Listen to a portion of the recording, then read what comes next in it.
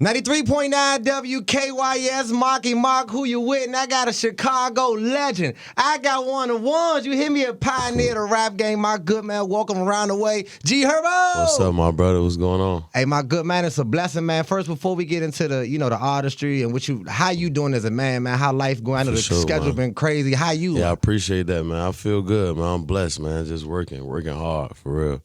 Yeah, for sure. I know that response, Brody. Like, I seen on your face when we first picked you up. Like, I seen you been all over the DMV. You've been all over the world. It's just, I'm in overdrive though right now, bro. I don't really complain. You know what I'm saying? It's another day in the office, bro. But like, yeah, I definitely been working hard. And this is what we asked for. So I want to take a little trip back right quick to where you from. You know what I'm saying? The name of my show is Around the Way. You know what I'm saying? Because I'm from D.C., born and raised here. Yeah. And I did one of them things that's real hard to do is to come back to where you from and get a lot of love. Yeah. And you've been one of the ones that's been a pioneer in the forefront and just been pushing Chicago. Sure. So like, on the outside, Chicago got so many stereotypes and so many, everybody got an opinion about Chicago, and most people ain't even been there. So what's a day in the life around your way? Like, G Herbo as a kid, like, what's a day in the life around your way? It's crazy when I be thinking about it, like, Chicago's such a big city, and a lot of people never been, man. But, so, like, going back, like, man, I was outside, like, for real. Like, I spent most of my days really just outside growing up, for real, like, on my block, like,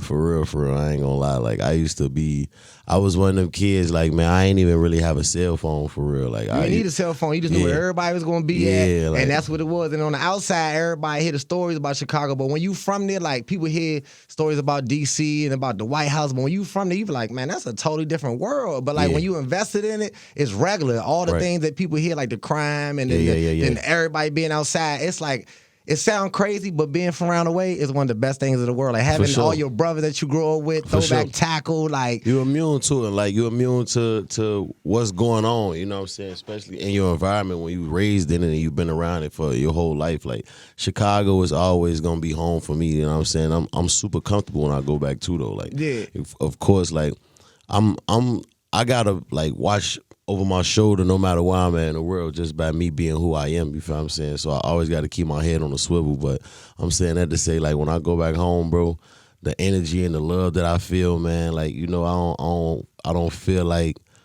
I got to be, like, uncomfortable or nothing like that, you know what I'm saying? I'm going to just always be on point and be aware of my surroundings. But I love going home, bro. I'll be back home. I'll be in Chicago a month, 2 months at a time. It's no better feeling. It's like, but the saying, like, no place like home. So growing up, us coming up, it's sad to say, but, like, it's like you got three realities.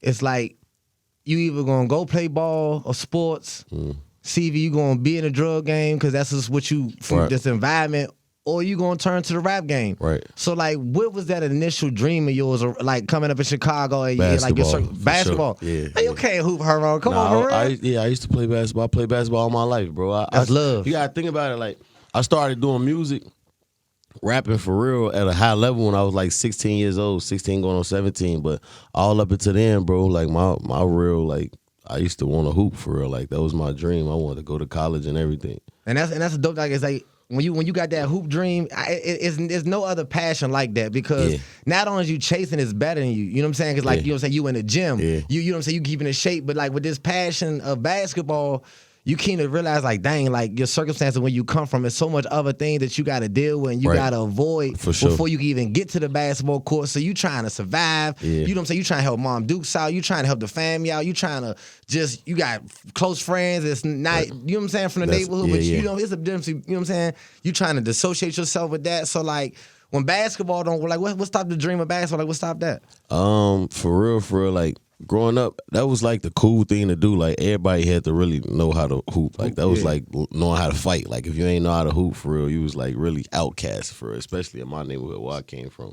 But what really, like, shifted it, like, because I was still, like, I knew how to rap. I was trying to, like, you know what I'm saying, play around with the rap a little bit. But balls in first love. Yeah, for sure. And then just being in the streets, I got shot when I was, like, 16 years old, too. Like, I was still in high school. So when I got shot, I ended up getting kicked off the basketball team for that. You feel what I'm saying? Like, it's weird. Like, our school and the coach, if you had, like, any type of association with the streets, they would, like, push you away instead of, like, trying to, get you on the right path. So when I got shot, I got kicked off the team, and it just made me lean more towards the streets for real. And then, like, rap was just like an escape for me, you know what I'm saying? Just being able to like channel into those emotions and the stuff that I was going through and experience and like paint a picture. Like I was doing it really just for my neighborhood because it was relatable. Like everything that I was rapping about, my homies knew for sure because this what's going on, this what we doing, you feel me? So it's like I was just really the voice for us, like, you know what I'm saying, the voice for the voiceless when I first started doing music. I ain't even know like it was going to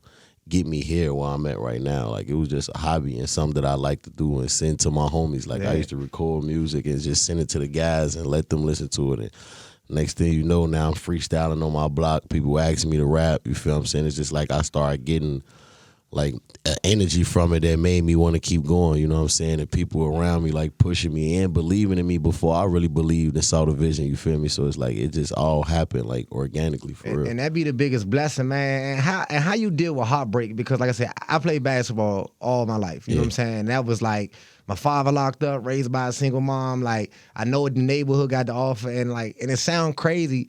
The reason why I wanted to be so good in basketball, because I'm like, cool, like nobody coming to pick up the shitty kid. Right. Like, you know what I'm saying? My father locked up, my mother working late. So if I ain't good, ain't nobody coming to pick me up. Right, so right. I gotta be good. It's crazy, like when you going through them situations, you trying to find any fuel, any motivation on the inside to like spark you. So when you get that heartbreak of like, man, I'm trying to chase my dream as a hooper, this is what I really want to be, and that crashes, a lot of people can't pivot and find something else, and they don't even pivot, but to find something else they're good at and they talented. So just explain to me that transition from like, damn, I'm shot. Man, now that's a whole different situation from me handling street-wise. Then I got to handle it school-wise. Then I just lost my hoop ambition, but I got this rap thing on the side, but is that serious? Like, just explain to that window. Yeah, it wasn't right like, I didn't really see the vision with music for real. And like, I was living through my little brother with basketball too though. Like so when I knew that I wasn't gonna do it no more, I was like really trying to push him. Like, man, all right, you gotta stay in school, you gotta go hoop, you gotta do this, you feel what I'm saying? So it's like in a way,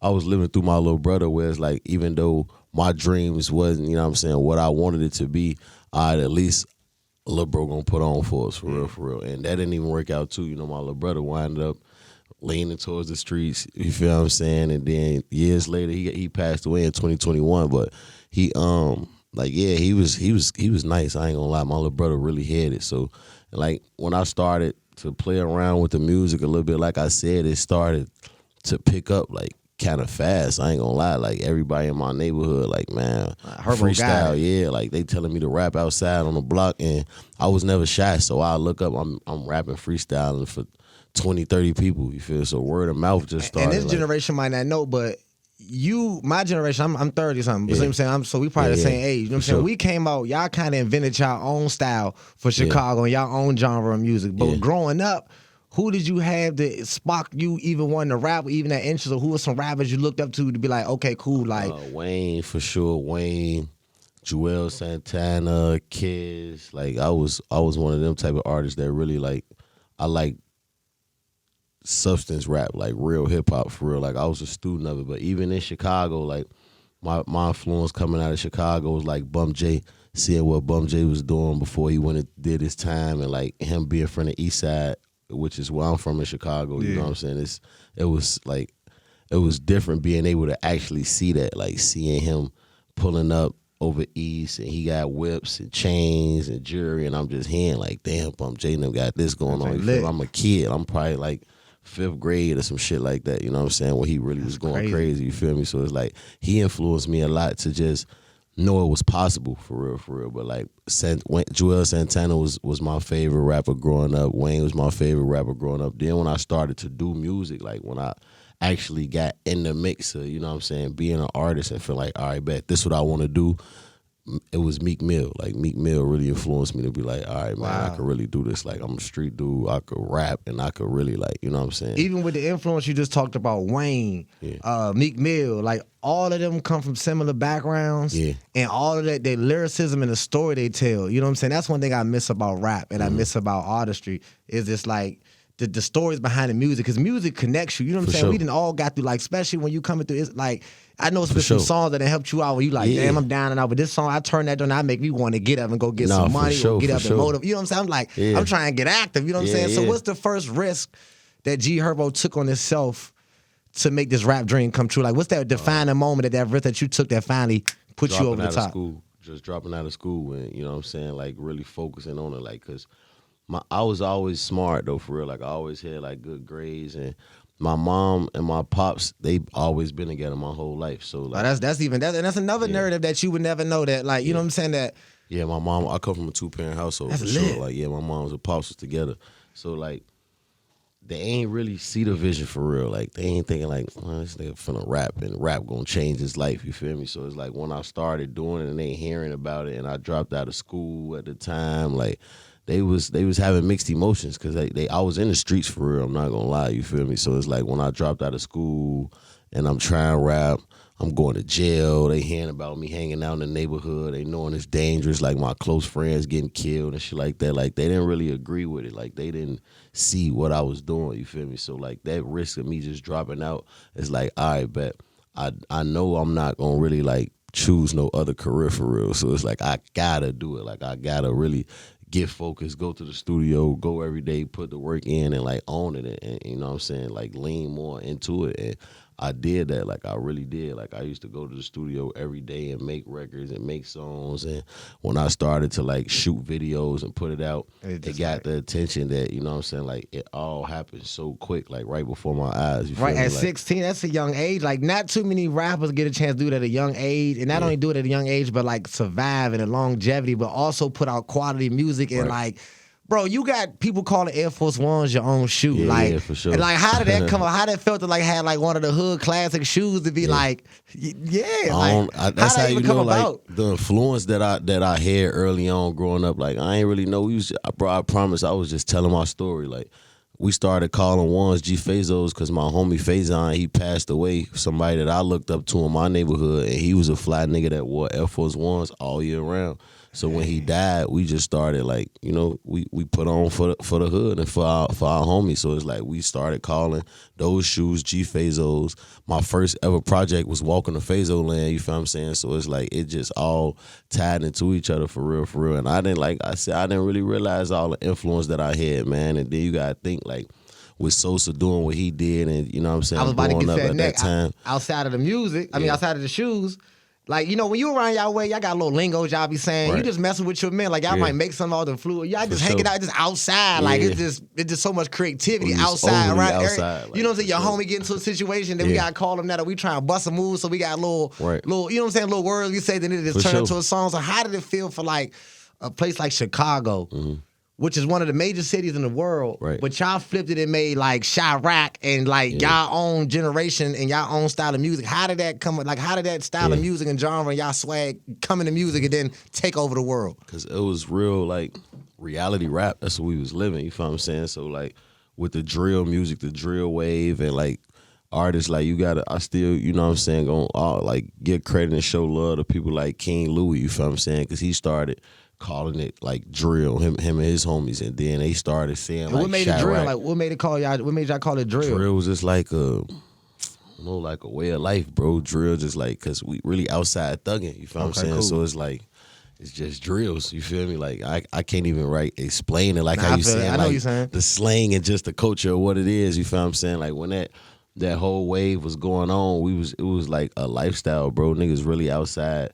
30 deep, 40 deep. Everybody got dreads. They shaking their dreads and just saying drill. It's just a lifestyle. You know what I'm saying? Like, you know, we deep in the streets, niggas losing homies early. So our mindset and our thought process totally different, because we really feeling like, man, we in a dog-eat-dog world. You feel what I'm saying? That's just what it is. It's kill or be killed where we come from. And we still got to go outside every day and be up against this. You feel what I'm saying? So to find music and let that be our outlet, but we really just telling our story and putting a real magnifying glass and putting attention on this way of life and how we really living. It was something that the world never seen before, and we young, we 16, 17 years old, and living like really grown men. You feel what I'm saying? Like really living like grown men. And I think that's what was so unique about it, because nothing was forced. All we had to do was just put a camera in front of us and you just saw all this, like, you know what I'm saying, raw talent. And that's one thing money can't buy. That's one thing marketing can't buy. Sure. That's one thing these labels can't do. None of these followers, none of that. And, you know, they get on black men so much about mental health and therapy, and we need to go see a therapist and we need to go do that. You like, that ain't really how we operate. Like most times we even gonna find our passion outlet through hooping. I don't care what's going on. I touch that basketball court, seem like all my troubles go away. Sure, and that little moment I'm in them lines is up. You know what I'm saying? That you transfer to music. Just therapy. I may not be talking to a lady, but when I talk to this microphone, I'm telling you my real life experience, how I almost had to dodge life. You know what I'm saying? I had to dodge death, how my closest men to me dying, how I'm trying to figure out how I'm going to make a way, how y'all already got this negative stereotype on my neighborhood, on my life. You know what I'm saying? So what more you expect me to do? You know what I'm saying? Everything else, I'm just playing with the, you know what I'm saying, the cards that I'm dealt. So y'all go through all of that. You building up all these life experiences at the time. You like, damn, this is the worst thing in the world. Like how I'm going to make this shake. And then you transform it into therapy. You put on these records and you start making hit records. You start getting some of the biggest features in the world and you start going mainstream. Now G Herbo is a household name. Now the kids want to be like G Herbo. You torn. What was that biggest transition from like, all right, yeah, I'm from around the way and I'm always going to love around the way, but it's something bigger than me now. And I can't, it's certain things that I want to do. And it's not that I don't love y'all. It's just the fact that like, I'm trying to make sure we all straight. So it's certain, I got to move a certain way and I got to do certain things, but you already adapted to that because you've been moving like that from around the way. So you transfer to corporate America, you're used to not having people beside you or walking with you. So how did you make that transition of like knowing where to stay at, stay away from that, or take this with me, leave that? Like, I think like I learned my whole demeanor just from the streets where you knowing like it's certain things you can't do and places you can't go, you feel what I'm saying? Because my life was on the line early on. That was one of the reasons why I did drop out of school. Like I was one of them guys where I ain't take nothing for granted, you feel what I'm saying? And I always was a critical thinker. Like I tried to think 2-3 steps ahead, especially, you know what I'm saying, being in the life that I was in, you gotta think like that. So like I ain't used to go on dates. I ain't used to go to certain restaurants, certain areas. I ain't do certain things because I felt like, man, I can't even put a location on myself, or I can't, you know what I'm saying? I only got 2 eyes. I need eyes in the back of my head. So I do come from like moving as a unit and moving as one.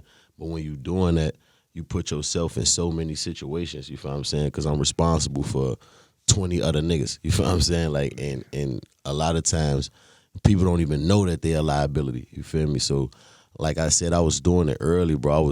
I was 17, 18 years old making real money, you feel me? So decisions. I'm trying to put everybody in position, you know what I'm saying? I'm trying to take care of everybody, but when I got to a point where I realized like that wasn't really possible, I was always able to make the fast decisions that wouldn't cost me my life or my career or my freedom and stuff like that, you feel what I'm saying? So like really it was just me understanding like I can't stay in this environment or I'm going to die, go to jail. It's not no coincidences or ifs, ands, or buts about it. It's only 2 outcomes. Yeah, that's for sure. Toughest feeling to understand, like, you got it in you help, and you like, God put me here to help out everybody else, but then you get to that point where it's like, if I don't help me, you know what I'm saying? But then you moving like that, but I can't really have you like that, but I ain't tell you to move. There just be so many variables that go into the situation. You just like, man, I'm just trying the best I can. And like, I'm not sure if you like me, and I wanted to ask you this question, like, when I go through trauma or like certain things, like I just indulge myself in work.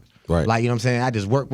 And I've been seeing your work schedule and I just been seeing all you things you do. Like, is the music really therapeutic for you? And then like staying busy with work help you ease some of the pain of everything that's going on in the world? Like, I feel like, yeah, because the reason I'm doing this is to gain success. Like, you feel what I'm saying? Like, point blank period. I'm in it to be able to leave a legacy, to make a shit ton of money. Like, that's what I'm in it for, you feel what I'm saying? Yeah. So it's like, no matter what type of traumatic experiences I'm going through or how I'm feeling or how down or depressed I may seem or it may get, it's like, the world don't stop for nobody, especially with me having kids. I got to get up and go to work, you feel what I'm saying? Because it's a point where I'm not going to have these opportunities no more. And it's a point where I'm probably not going to want to do it no more. So while I'm in the space where it's in front of me, I got to go. I can't make excuses, you feel what I'm saying? It's like, because I'm blessed to be in this position. There's other people who would get a left arm to be in my shoes. And I try to tell myself that same thing, but how do you get yourself out of them quick depression phases or them quick, like, I ain't doing enough, I could be doing more? Because like I could be hosting in front of 20,000, and after that I'd be like, damn, I'm not doing enough more. I gotta do this, I gotta do that. That's the beauty of it. Yeah, you gotta have that drive. It's like I'm grateful for one, like I'm super humble, but it's like that's what's gonna keep me going. You feel me? You gotta feel like you could be better, you could do better. You know what I'm saying? Like, but another thing was like I try not to stay too hard on myself, because when I look back and I take a step back and see all that I've accomplished and all that I've done for myself and my family and putting so many people in position, it's like all I have to do is just keep that drive and keep that hunger and just every day be better than you was yesterday. And that be the hardest next thing. best thing. You feel what I'm saying? When you think about it like that, like that's how I look at life. Like, you feel me? Like, just slow motion is better than no motion. Slow grind better than no grind. Like, I just get up. Right yeah, for sure. Like, I just get up and just try to keep it in overdrive where it's like, hey, man, this is what I signed up for real, for real. It's like when you look up and you keep that mindset, and then 5 years, 10 years go by, because now I'm a decade in. I ain't really. Who'd have thought, right? A decade in. You feel me? Not only a decade in, but a decade in still doing it how you want to do, and ain't sold your morals, ain't compromised nothing. Like, you did it G Herbo way, and you took your men along for the ride, and you a hell of a dad. That's why I'm going to get to the music, man. But I wanted to do this interview so much because I love people that come from where we come from, man, and overcome a lot of circumstances. And when you talked about leaving a legacy, you know, I know you got a program that you give back to Chicago. Yeah, Swervin Through Stress, yeah. And just tell me a little bit about that, because recently, you know, I had came home, my right-hand man was with me every day. When I finally came home, you know what I'm saying, I was like, you could be my manager. And as soon as we started doing our thing and getting everything shaking and moving, I just lost him. Like last December, he got shot and killed. Yeah, man. But before that, we lost his little brother to gun violence. You know what I'm saying? So I lost a lot of people on both sides of the gun. Yeah. And a lot of people that don't come from that walk of life or don't even know what it's about, they don't understand you having to carry something on you for your livelihood. Right. I'm not even trying to go on no move. I'm just trying to make sure I make it back home. No, you know what I'm saying? Then you got your closest men, you talking on the phone, you think everything good, and then next day you like, ain't no way. You know what I'm saying? So I know you experienced a lot of deaths. So like, what made it so special and what made it so important for you to come back around your way and to fill that empty void that we all go through, at least losing fathers, sons, nephews, and then also feeling like it could be you. Right. I mean, coming from where we come from, bro, it's real destigmatized. You feel what I'm saying? Where it's like, it's happening, but we acting like it ain't happening. You know what I'm saying? We not, it's just like we acting like it's non-existent, and you carry that trauma and to the point where it's like you look up and everybody gone, and you look up, you on the ledge where it's like you didn't even realize that you was hiding and trying to mask a pain and something that really existed for years and years to come, and then you go make one decision and it costs you your life, it costs you your freedom. You feel me? Like I done seen it so many times where it's like I just want to help for real. Like I really want to show the generation, and not even like, you know, it don't even matter if they younger than me or whatever, whoever is like paying attention to what I'm doing and seeing how I turn nothing into something, just showing them that it's possible. But it's gonna take a village. You feel what I'm saying? Like you have to take the step to first realize what the problem is, then heal and try to put the resources back into the community. So that's why it was important for me to like start that initiative and just be vocal about therapy, be vocal about, you know, the violence and the stuff that we endure on a day-to-day basis, and just trying to, you know, show them that if you want more, it's more to it than just want it. You got to go and take the necessary steps to change your situation and try to, you know what I'm saying, be uncomfortable and put yourself in them uncomfortable situations so you can make something out of it and you can change your situation and change your life. Because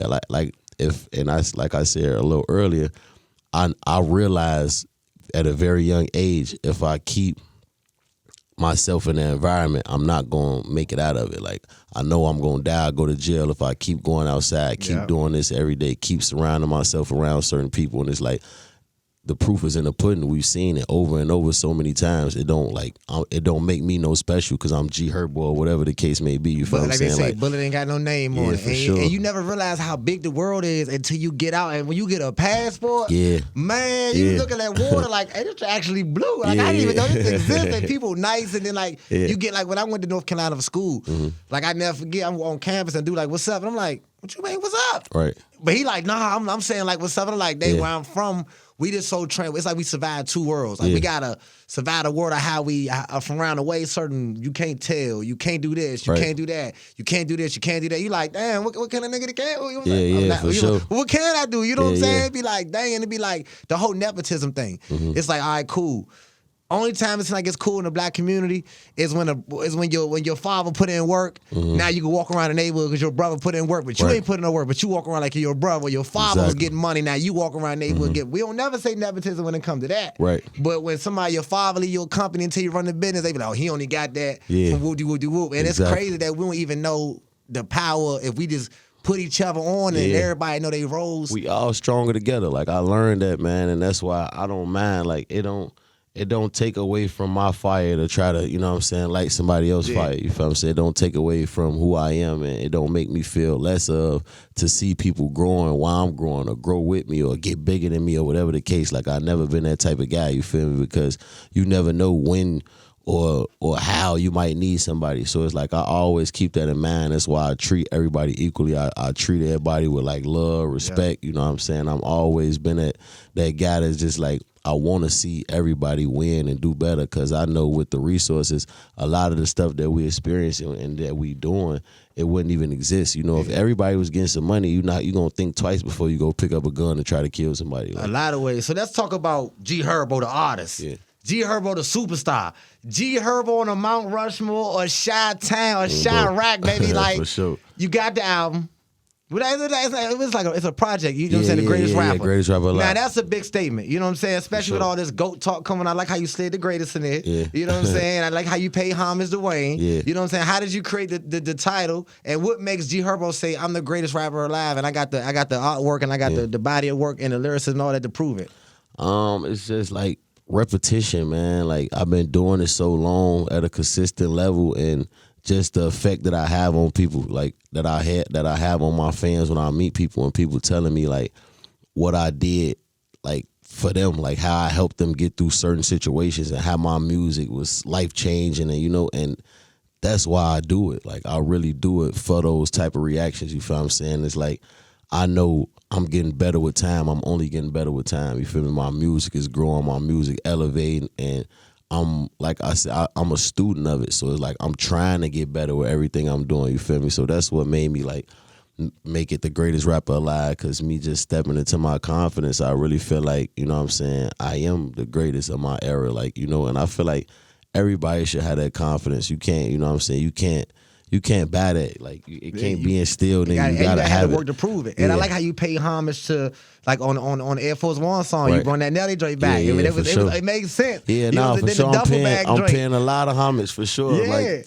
to you know what I'm saying, the legends that come before me, you know what I'm saying, and that influenced everything I'm doing. Like with G Fazo, it was influenced by, you know what I'm saying, that, and me doing those Wayne flips and doing those old Dipset flips and stuff like that, you feel me? So I'm really, if you pay attention and you know what I'm saying, you know, like, you will see that, like, I've always, like, gave the love and gave the credit to the people who made me who I am today. You feel what I'm saying? And that's what's so special. And that comes from having good morals and principles, and like only things that get taught from being around the way. Like, even though they talk about our neighborhoods, but it's certain things and certain gems and jewels that you learn that you can't find nowhere else. And then it's like, you do all these things not because you want to, it's because I have to. This is the only way of surviving. You don't know what's wrong until you get able to go legit. Right, exactly. So tell us about the new record that you have. It's a good transition right there. So tell us about the new record. That joint. Hey, man, when you turn that joint on, that make you want to turn the radio up and just ride, just like, just take a spin around your way and just be like this. Nah, it's crazy, like, to just be able to, like, have those type of moments, man. That's what you work for. That's what you put in those long nights in the studio for, to have these type of moments where it's like, it's undeniable what the world really feel you and feel where you coming from. You feel what I'm saying? Like, that's a blessing in its own, you know what I'm saying? So it's like, for me to have that type of moment, and I feel like I'm being completely honest, like, I never had a record that felt like this record, like, my whole career. You feel what I'm saying? Hey, when that, I just want to, cause like that, like, it come on so vicious. Yeah. Like, you just got, that's one of them joints that you about to put in front of cookout or in front of some joint. That got to be right spot. So when you walk in the studio, or what was you at when you recorded? Like, I was in New York. You was in New York? Yeah. When you first heard that beat, what went through your mind at that exact moment? Did you just already in your house? I ain't know it was gonna be this big, but I knew it was one of the ones though. Like, as soon as I heard the beat, I'm like, all right, pull this up. We about to do this right now. You feel what I'm saying? So the beat came first. Yeah, the beat came first. So Southside and Smack was in there just they didn't even cook it up in my face. They just playing it like, you know what I'm saying? Yeah. And I'm talking about that first, they played it like, hey, Herb, let me see this. I ain't even go to no more beats. I'm like, that's it. Yeah. And sure. what like when you heard it, what was your mindset like? I know what I'm about to do with it. Did it come instantly about what like the topic of what you was going to discuss? Like soon as for sure. Like with me, my whole creative process, like I don't even give it much thought. As soon as I make my mind, I'm like, all right, bet this is what we doing. Like soon as the first bar, whatever come to my head that feel right, I'm just gonna put it on wax. You feel what I'm saying? Like in my head, I knew that like, all right, but I knew I'm finna say some hard shit on here.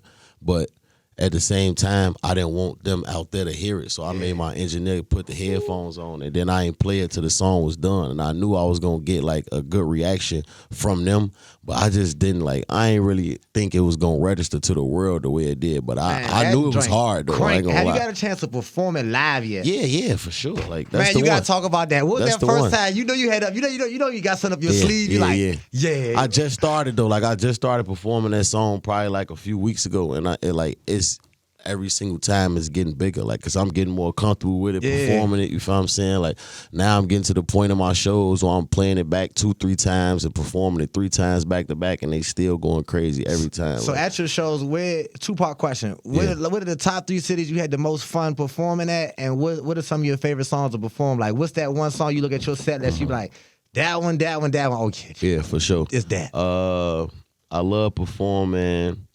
Who Run It? They go crazy for that. They always go crazy for that. I love performing Sessions. Sessions is a sleeper. That's one of the songs, like, I play that and everybody know the words. They go crazy. You feel what I'm saying? But right now, I'm telling you, like, the feel I get when I perform Went Legit, I keep it for the end of my set. You got to. For the last, that's like probably like the second to last song now. You feel what I'm saying? And so who would have thought after 10 years in the game, 10 plus years in the game, that you feel like you get one of your biggest hits that you feel like, yeah, that's crazy, for sure. It just show you that don't quit. And it's a rap record. It's a street record. It don't even have no hook. It's all organic. Like, it's not no structured radio song or nothing. Like, that just lets you know that the street's really behind it for real. But that's one thing I respected about you. Like, you always had your own swag, your own style. And like a lot of people, I'm telling people, I tell artists, like, you can't be that trying to be that. Right. In order to be that, you got to be you. Like, God gave us all that special little and it don't hit until you make it and then everybody like, oh, but you like, no, I was first saying that. But you can't concentrate that. You got to keep it moving. Yeah, for sure. I know I've been rapping,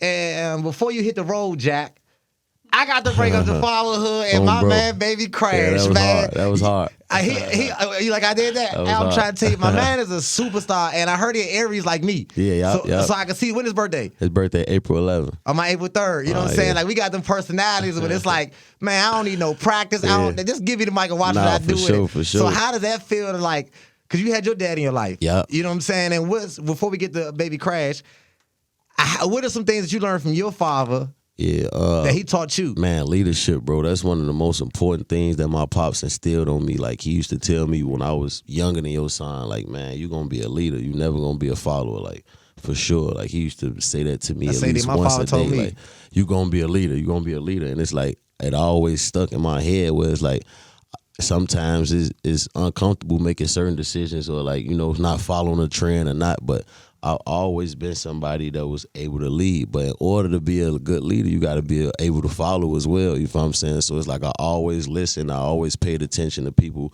older than me, more wiser than me. You know what I'm saying? People who I had respect for.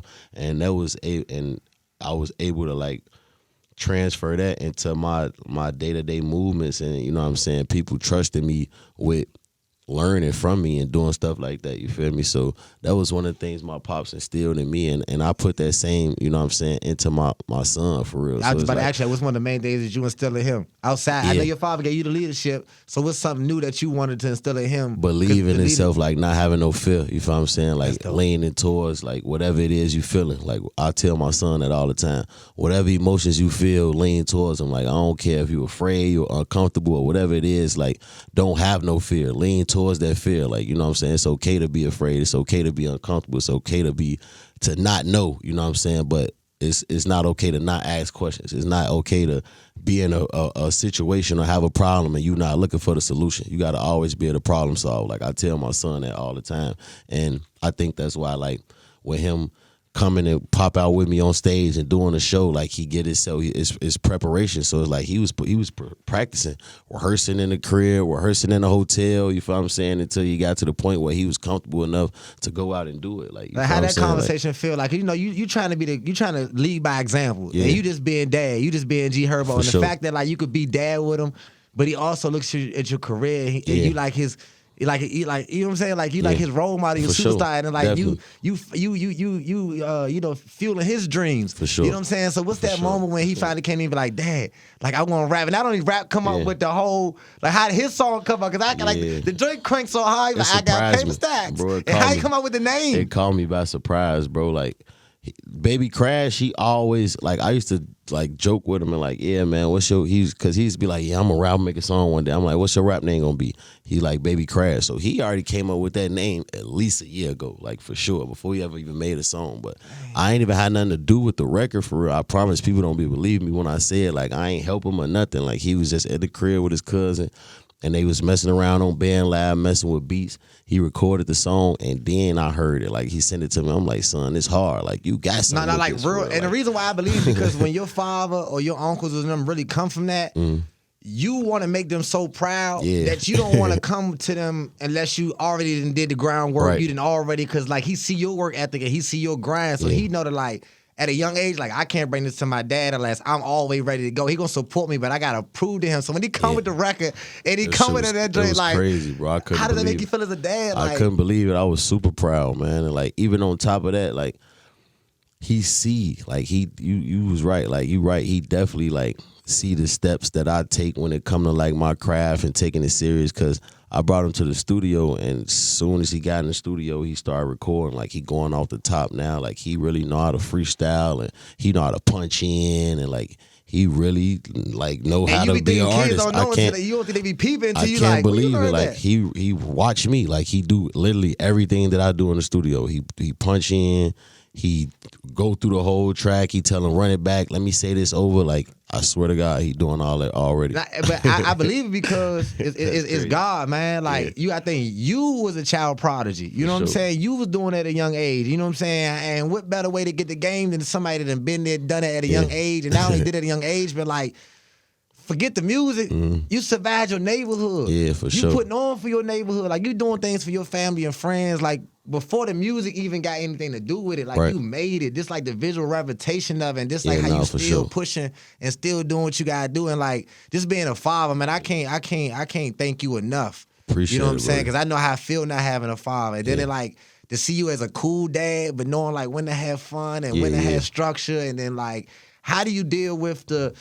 Because I know you cool with I know you a good, great father to all your kids, even though I know your Sean might get the most love. But like, how do you separate the family time of being so busy and trying to chase the dream? Because that's one thing I feel like I struggle with. Like, I'm trying to chase the dream. I'm trying to get at it. It's like, damn, I might have missed this birthday, or I don't have kids. So I know it's probably even harder for you to deal with your girl, your kids. Like, it's like, for me, I'm a father before anything. So like, fatherhood got to fit into that. It got to work. Like, it's certain things that just like, I might have to put on hold, or I can't do, or my kids just have to be, you know what I'm saying, involved with. It's like, I create a kid-friendly environment where I can have my kids with me on the road, have my kids with me at shows, you know what I'm saying? Like, I do that already. Like, and I, like, equally, I like, with my, especially with your son living in another state, like, everything I do, I involve all three of my kids, like, no matter what. Like, your son, he come to LA when I'm doing stuff for Essence and Emmy, or if I'm doing something for your son, Essence and Emmy, fly to where he at, you feel what I'm saying? So it's like, it's dope that they all got a good, for sure, they got village. It's a village, together. And it's like, they got a good relationship. It's getting to the point where, like, my oldest son, your son, he's 7, and Essence is 4, Emmy is 3, but now they getting to the point where they like, call your son, I miss your son, I want to go see your son. You know what I'm saying? And the older they get, the more they when they can eliminate you from being a middleman. Sure. You sure? For sure. You gonna be getting to the back end though. Like, I can't wait for that time to come. You know what I'm saying? Yeah. I got a big brother and I got a little sister too. Oh, that's dope. Yeah, that's dope, man. Like, so your Sean, like, how did he feel after the show? How did he feel? Like after because I seen he brought him out like after like bro, he was killed it. Like excited. he was like he felt accomplished. Like he felt like he did. You know what I'm saying? He did something special. And he did. Like his grandma was there watching him perform. His cousins was there. You know what I'm saying? So it's like he felt like, you know, like, all right, I did know it. who's I'm an more excited, artist. you or him? Like, yeah, for sure. I'm an artist now. Like me, for sure. Like just to be able to like have that experience and see my son, like, you know, living his dreams and me being able to make that happen for him, being able to make something that he wanted to do happen. And, you know, it gave him a boost of confidence where it's like, all right, but I could do this for real. You gonna put the song out? At this point, yeah, for sure. It's his song. Like, we need that. Yeah. Okay, good. I know everybody waiting on me. So I'm trying to like, I'm going. I got you. I'm going to my I'm going to my notes because like how I did it. So I'm gonna let him put out his own single. I was thinking about putting it like, I'm gonna just show you, like, you see I got like different folders of music. You feel what I'm saying? Like I got his music. I seen the merch. Folder. Yeah. I gotta give me a Baby Crash shirt. I'm definitely gonna reach out and get that. I was finna get to that next. Like I got a folder with all his music in it already. Like he about 4 songs in. I just dropped the merch capsule for him, you feel me? And he gonna collect 100% of the ancillary for that, you feel me? Like, so I'm really trying to let you know, like, build him up where he got the swag, like, all right, I'm an artist, because he on that now. Like, he called me like, hey, Pops, I'm finna write a song real quick. If you don't tell him, he gonna tell you. Quick question. Sure. I gotta go. You know what I'm saying? They rush me, but that's how you know it's a good interview. You know, he brought out. I got this hip-hop boombox. Yeah. When it's all said and done, this boombox gonna play. You got 4 memories. Either it's gonna be a combination of your biggest moments, your favorite song, your favorite moment in life, whatever it is. Like when you play this boombox, it's gonna be G Herbo's career. So like, what song you putting on there? What songs I'm gonna put on there? I'm gonna put. I gotta go. I'm gonna put Write Your Name Across the Sky. I'm gonna put Kill Shit on there. I'm gonna put. I gotta put. I gotta put. I'm gonna put this song My Son on there too, though, man. I'm gonna put the Baby Crash featuring G Herbo. I got paper stacks. Yeah, featuring No Hook Che, man. He got his cousin on the record too, so it's like I'm turning him up, turning his cousin up. You know what I'm saying? And Went Legit for sure. Last but not least, go Went Legit, and I'm saying that because it's like, it take you on a roller coaster, a journey of where my career has been. You know what I'm saying? So like, from being Lil Herb, the young nigga, to the father, Baby Crash dad, to being G Herbo, you know what I'm saying? It's like going legit. It's like you could see all those different transitions in my life and career, and luckily it's all been documented, you know what I'm saying? So you could go research that for sure. Go research that. Hey man, well, that's all my time. Until the next time, G Herbo, I definitely appreciate you coming around the way, man. I wish you the best of luck, man. Thank you for putting on for the city, your city, this the youth, this everybody, man. Baby Crash, when he get up and popping, tell him he can always come around the way. He can do a whole interview, tell him my good man. We gonna lit. I got you. He gonna go on the press run too, man. All right, here we go, man. That's all our time. Until the next time, Marky Marc, who you with? We around the way, 93.9 WKYS. Swerve.